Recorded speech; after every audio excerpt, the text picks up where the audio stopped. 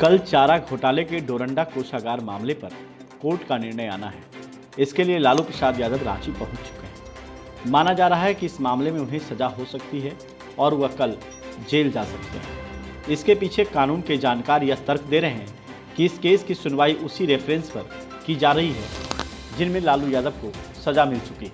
उनके जेल जाने की आशंकाओं को ध्यान में रखते हुए यह चर्चा शुरू हो गई है कि उनके जेल जाने से राजनीतिक रूप से उनके दल राष्ट्रीय जनता दल और उनके परिवार पर क्या असर पड़ेगा। इस पर राजनीतिक विश्लेषक मानते हैं कि लालू यादव पहली बार जेल नहीं जा रहे हैं। 3 साल जेल में रह कर आए हैं। उनके जेल जाने को लेकर परिवार भी अभ्यस्त हो चुका है। डोरंडा मामले में फैसला लालू यादव के पक्ष में आएगा। उनको भी इसकी उम्मीद कम है। इसी तरह के 4 केसों में उनको सजा हो चुकी है। अब इस केस में सजा राशि को देखकर होता है या फिर उसके दायरे को देखकर होता है, यह कोर्ट को तय करना है। क्योंकि चारा घोटाले की बुनियाद इसी डोरंडा कोषागार को माना जाता है, क्योंकि सबसे बड़ी राशि इसी कोषागार से निकाली गई। कोर्ट क्या फैसला लेता है यह अलग बात है, लेकिन यह लगता है कि इस केस में उन्हें राहत नहीं मिलेगी। अब इस केस में उनको कितनी सजा मिलती है यह कोर्ट तय करेगा, क्योंकि मैक्सिमम इस केस में 7 साल की सजा है और उन्होंने 3-3.5 साल सजा काट ली है। अब इस पर क्या फैसला होता है, उनके पक्ष में फैसला आता है या विपक्ष में, यह कोर्ट तय करेगा।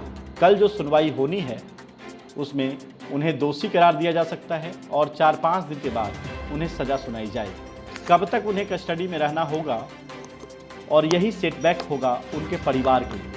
हालांकि लालू यादव लगातार यह कहते रहे हैं कि न्यायालय पर उनका भरोसा है। रही बात लालू यादव की राजनीतिक विरासत की, तो तेजस्वी यादव ने संभाल ली है। लेकिन लालू यादव के जेल से बाहर रहने और जेल के अंदर रहने में बहुत फर्क नहीं पड़ता है। लालू यादव के बाहर रहने पर जो उनके कार्यकर्ता हैं वह काफ़ी उत्साहित रहते हैं। लालू यादव सभा में या दफ्तर में जाते हैं तो उनके कार्यकर्ताओं में उत्साह दिखता है, क्योंकि लालू यादव राष्ट्रीय जनता दल की धुरी हैं। हालांकि अब उनके स्वास्थ्य और एक्टिवनेस ज़्यादा नहीं है। लालू यादव पहले की तरह नहीं हो सकते हैं, लेकिन अपने कार्यकर्ताओं में उत्साह भरने के लिए उन्होंने ज़रूर कहा है कि फिर से वह एक्टिव होंगे और चुनाव लड़ेंगे। यह उत्साह भरने की बात थी जो लालू जी ने कहा था।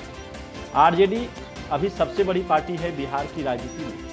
आरजेडी और एनडीए दो ही। एनडीए सत्ता में है। लालू यादव जेल जाते हैं तो भी उनको कोई असर पड़ने वाला नहीं है और तेजस्वी यादव ने लालू यादव की गैरहाजिरी में इतनी बड़ी उपलब्धि हासिल की है तो बहुत ज़्यादा असर नहीं पड़ेगा।